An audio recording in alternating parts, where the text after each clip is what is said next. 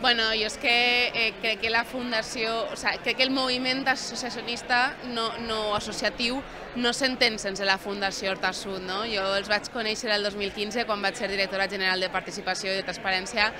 i ahir iniciarem un camí de conjunt, Generalitat i la Fundació, per a poder enfortir el teixit associatiu,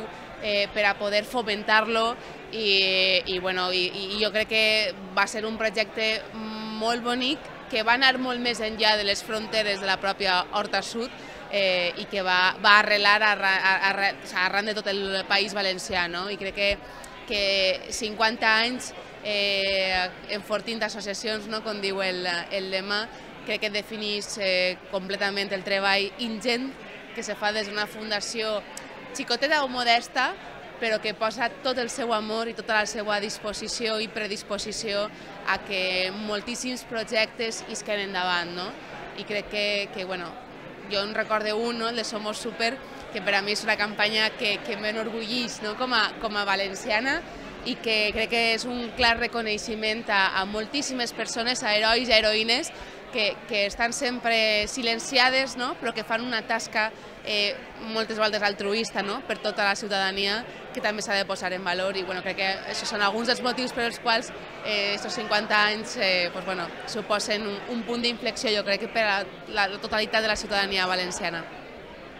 Però mira, en la igualtat i també, per exemple, en la infància o en les persones majors. Són competències de la meva conselleria, però que al mateix temps totes requereixen de participació ciutadana. No se poden avui en dia ja implementar polítiques públiques que no tinguen una visió des de la igualtat, una visió 180 graus de tot, de les persones majors, de com integrar-les, de com integrar també a la infància també la presa de decisions, que moltes voltes tenim sempre relegada a un segon pla a lo que és el futur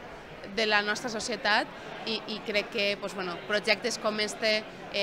són els que casen directament i li donen sentit a les polítiques públiques que podem implementar des de les conselleries, no només des d'Igualtat, sinó crec que un paper fonamental passant per el medi ambient o inclús la pròpia economia, per què no? Jo per a la Fundació Horta Sud desitjo que siguin 50 més, no, 150 més i que continuen oferint aquest servei tan important per a molts municipis i també per a una comarca que els números associatius parlen per si soles. Els reis i les reines de l'associacionisme i això no és casualitat. I sobretot crec que el que cal és més recolzament institucional i també privat, perquè al final aquestes coses també suposen diners, suposen inversions i crec que cada euro, això a més Julio Huerta m'adoctrinava, si me